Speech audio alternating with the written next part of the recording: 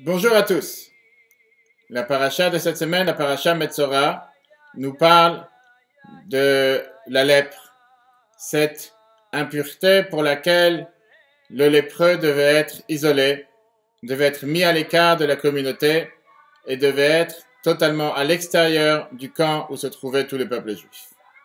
La Torah nous dit que pour désigner quelqu'un d'impur, il fallait que le Kohen, le prêtre, vienne et puisse diagnostiquer la maladie, diagnostiquer cette lèpre, afin de décider si cette personne était effectivement impure, puis être mis en isolation à l'écart de toute la communauté.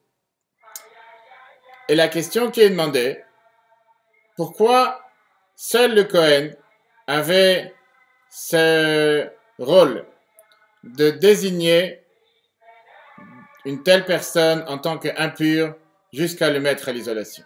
Pourquoi pas un grand rabbin, un grand érudit? Et qu'est-ce que l'on devait faire si le Kohen était mineur ou en bas âge ou n'était pas si érudit que ça pour savoir quel diagnostic donner sur cette lèpre, cette maladie? La halakha, la loi nous dit que dans ce cas-là, il fallait qu'il soit accompagné d'un érudit, que lui pourrait dire au Kohen quel est le diagnostic, mais seul le Kohen avait la permission, le rôle et enfin le devoir de donner le diagnostic à la personne en disant tu es pur ou impur. Et dans le cas où il était impur, être isolé, mis hors de toute la communauté. Pourquoi le Kohen? Pourquoi pas quelqu'un d'autre?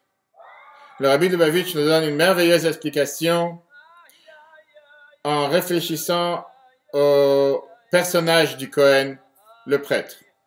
Nous savons que la Torah nous dit que les Kohanim étaient des personnes de bonté, à tel point que la bénédiction qu'ils font à chaque fois qu'ils bénissent le peuple juif, Birkat Kohanim, se termine avec Amevarech et Amo Israël Be'av. Bénir le peuple juif par amour. Il n'y a pas une autre mitzvah dans laquelle le devoir est de le faire par amour.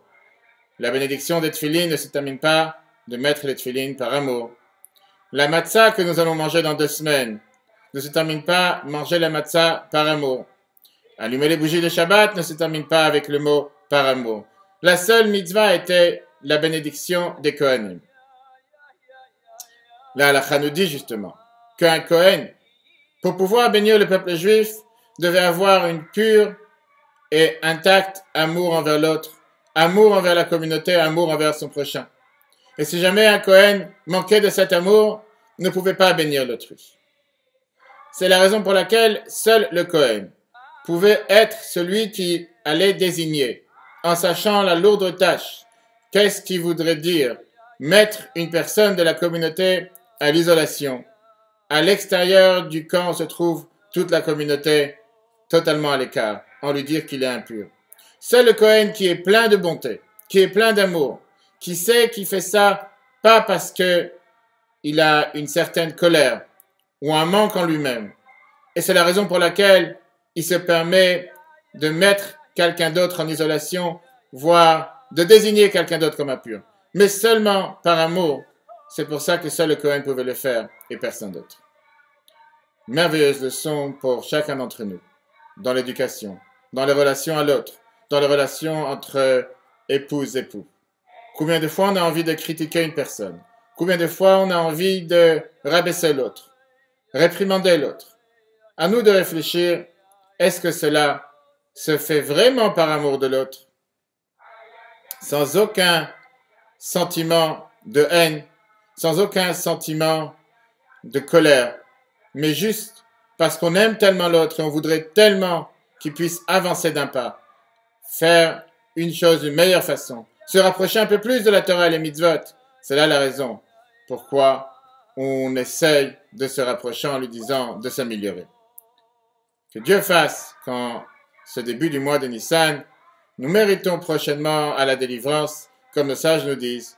Nous avons été délivrés dans le mois de Nissan et nous serons délivrés dans le mois de Nissan.